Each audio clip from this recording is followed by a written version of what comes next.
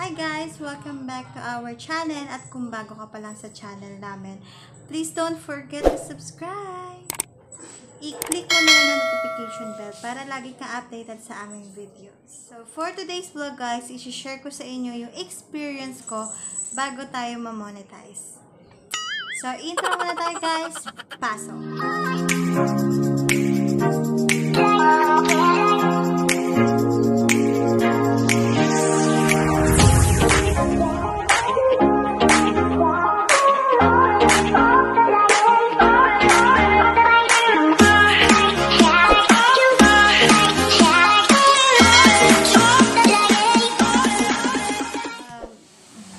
So, ayun na nga guys, as a YouTuber, nagkaroon ako ng strike, 2 strike, tapos, nagkaroon din ako ng reuse content, tapos, na-monetize na tayo. So, biruin mo yung pinagdaanan ko is, parang ayaw mo na talaga. Payo ko sa'yo guys, kung naiisipan mo maging isang YouTuber, mag-upload ng videos kay YouTube, aralin mo muna lahat ng mga bawal o mga pwede kay YouTube, kung paano ma-monetize, ganyan. Lahat ng pwede mo malaman, panoorin mo muna. Marami naman video sa YouTube na matututo ka. So, share ko lang guys, kasi nung una pa lang ako sa YouTube, wala akong alam. Basta nag-upload lang ako, gusto kong mag-upload. Tapos, yung mga monetization na ganyan, wala rin akong idea. So, late ko lang nalaman, nung mga nakakatanggap na ako ng strike, dun ko lang siya natututunan, dun ko lang siya nalalaman. So, nagkaroon ako ng 2 strike, guys. Kasi, nauso dati yung video, kung ano yung trending, yun yung ina-upload ko lang. Maka-upload lang ako, guys. Hindi ko sariling video. Kaya, yun yung pagkakamali ko, guys. Kinapi ko lang siya, tapos merong iilan na hubad na part. For example, nakatalikod, pero hubad. Ganon. Yun yung bawal kay YouTube, guys. Strike agad yun, guys. Violation kagad yun. Tapos, another one, yung zombie. May zombie kasi na ganon din. Yung luwa yung joga.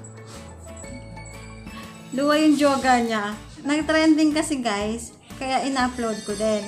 So, ayun yung pagkakamali ko. Tapos, pangalawang strike ko na yon. So, wala. Sabi ko, paano na? May strike na ako. Isa na lang. Kasi 3 lang guys. Pwede na ma-terminate yung channel nyo. So, isa na lang. Bye-bye na YouTube. So, ang ginawa ko, naglaylo muna ako. Pero may nakalagay naman doon. Pwede kang umapil. Kung sa'yo talaga yung video na yon, kung wala talagang pagkakamali sa video na yon, kasi ako, alam ko sa sarili ko na meron, kasi hindi ko rin video yon, tapos hindi ko na inapil. Pero may nakalagay din dun guys, mawawala yung strike na yon. So, ayun nga, inantay ko ng 6 months, na wala siya guys. Pero guys, merong natira yung warning. Hindi na nawala yun. Yung warning naman, nakuha ko yun dun sa zombie kasi kala ko hindi siya nag-upload kaya inulit ko. Ano na pala siya? Strike na pala siya tapos inulit ko pa. So, nagkaroon ng warning muna. Binalaan muna ako. Tapos, kala ko kasi hindi na-upload or bagal lang internet ko. Ayun, na-double yung pag-upload ko. So, na-strike din siya. So, pangalawang strike ko na yun. Yun, after 6 months, okay na siya. Ayun, hindi ako nadala. Hindi pa rin ako nag-aral kay YouTube. O, yung mga trending naman sa TikTok. Wala pa rin akong idea kay YouTube. Hindi pa rin ako nag-aral. Wala kadala-dala yung kote. Yun. So, nag-trending yung compilation ng TikTok. Ayan, umabot sa 88K yung video ko. Pumalo pa yan ng 300K guys, hindi ko lang siya na-screenshot. So, dun ko na-reach agad yung 1,000 subscribers plus 4,000 watch hours. Dun sa na yun, kasi maraming nag-subscribe sa akin, maraming nanood, pumalo rin yun na 23K watch hours agad yun. Lang napanood yung mga monetization, na pwede na pala ako mag-apply. Nag-apply na ako guys sa monetization. which is mali kasi wala pa talaga akong idea kay YouTube. Nag-apply ako kasi nga na-reach ko na yung 1,000 subscribers is 4,000 watch hours dahil dun sa TikTok compilation, which is wrong talaga kasi hindi ko naman video yon. Na-reuse content ako guys. Kasi hindi ko video tapos marami nang gumamit. Tapos, ayun nga, nag-trending siya pero hindi pasok dun sa monetization. So, ayun na nga guys, nag-strike na ako, nag-reuse content na ako. Doon na tumigil yung mundo ko na parang hindi para sa akin tong YouTube. Na-reuse content na ako, na-strike na ako. Doon po palang na-start talaga aralin si YouTube. Talaga, mawawalan ka ng gana pag nakatanggap ka ng reuse content kasi nag-a-apply ka, tapos na-reuse content ka, hindi ka na-approve. Samantalang yung iba, isang apply lang, approve ka. So, after nun na-reuse content ako, na-strike ako, para tumigil yung mundo ko, tuminto ako kay YouTube. Kasi sabi ko, tigilan ko na nga to. Wala naman akong mapapala dito eh. Talagang pumasok sa isip ko yun. Na parang hindi ako dito. Tapos, 1 year, umabot ng 1 year guys, hindi ako nag-upload kay YouTube.